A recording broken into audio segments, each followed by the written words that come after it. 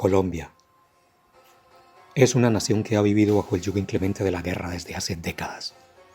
Una guerra fratricida que ha dejado miles de muertos y un halo de rabia, dolor y muerte que afecta a toda la sociedad colombiana. Los detonadores de la guerra son de diversa índole: diferencias políticas, riquezas e intereses económicos, posesión ilegal de la tierra, destrucción de montes, ríos y selvas por ambiciones de poder y riqueza, narcotráfico, etc. Aunque todos los colombianos conocen ampliamente las causas de la guerra, existe, presuntamente, otro detonante aún desconocido y bastante peligroso. Y es precisamente el periodismo tendencioso y superficial que caracteriza a los medios noticiosos del país. Que el gobierno contempla que dentro del modelo preventivo que plantea la ministra Corcho se incluyan sobanderos, yerbateros y otros perfiles. María Camila Roa, ¿de qué se trata? Sobanderos, yerbateros y otros perfiles. Sobanderos, yerbateros y otros perfiles. Los elementos del periodismo. Libro escrito por Bill Kovach y Tom Rosenstiel, ha sido considerado por años como la Biblia del periodismo. En uno de los elementos del nonecálogo del periodista propuesto por estos autores, se puede leer que el periodista debe mantener su independencia con respecto a aquellos de quienes informa. Es decir, la ética del periodista no le debería permitir tomar partido en ningún bando al momento de comunicar la noticia. La neutralidad al momento de informar debe ser parte inexorable de su profesionalismo. Javier Darío Restrepo dijo en su Decálogo del buen periodista que el buen periodista es independiente. Pero, ¿por qué la periodista colombiana, al presentar la noticia, expresa esa voz de desprecio y ultraje hacia los sobanderos y yerbateros? Veamos. Alemania, la cuarta economía más poderosa del mundo y uno de los países más desarrollados y cultos del planeta.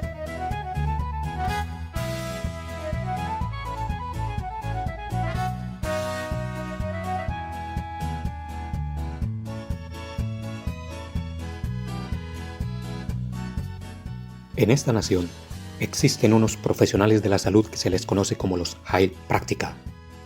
Son médicos que practican diversos métodos de medicinas alternativas. La mayoría de ellos no fueron nunca a una escuela clásica de medicina universitaria. Sin embargo, van a otros institutos en donde se les prepara para presentar y aprobar los exámenes estatales para el reconocimiento médico oficial como Heilpraktiker. Allí, deben demostrar tener conocimientos suficientes en las técnicas de medicina alternativa que practican y entonces se les entrega la licencia para ejercer. Se les permite montar sus propios consultorios médicos y son ayudados además para este propósito con subvenciones y préstamos estatales para lograrlo. De esta manera, son reconocidos oficialmente por el Estado como profesionales de la salud, se les permite ejercer como médicos y están integrados al sistema de salud, especialmente al sistema privado. Los pacientes entonces son libres de elegir si van al médico convencional o al Heilpraktiker para ser atendidos. Según el magazine Heilpraktiker Fakten, 128.000 pacientes por día acuden al consultorio de un Heilpraktiker. Esto representa cerca de 46 millones de contactos de pacientes al año.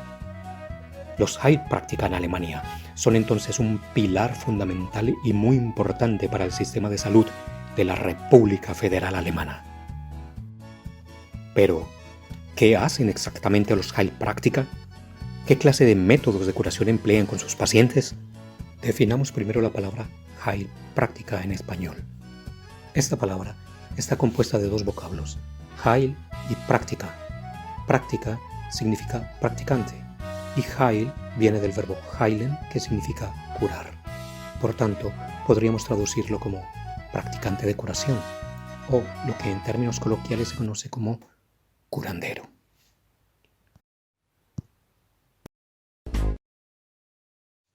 Sí, a esta clase de medicinas alternativas, la Organización Mundial de la Salud la llama naturopatía.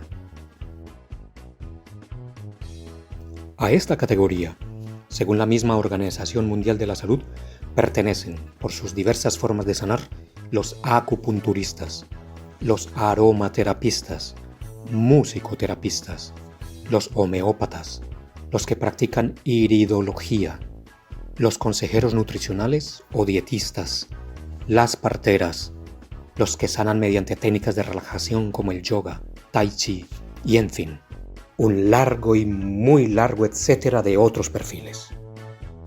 Y en este largo etcétera están incluidos aquellos que aplican diferentes técnicas de masaje mediante las manos, como quiromasaje, shiatsu, imposición de manos sanadoras con fines energéticos, en fin. A este grupo de masajistas pertenecen igualmente aquellos que en Colombia se les conoce como los sobanderos.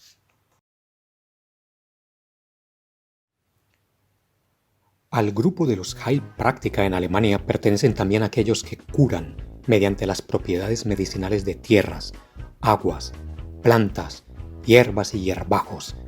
A estos se les conoce en Colombia como los yerbateros. Y esta forma de curar se denomina fitoterapia.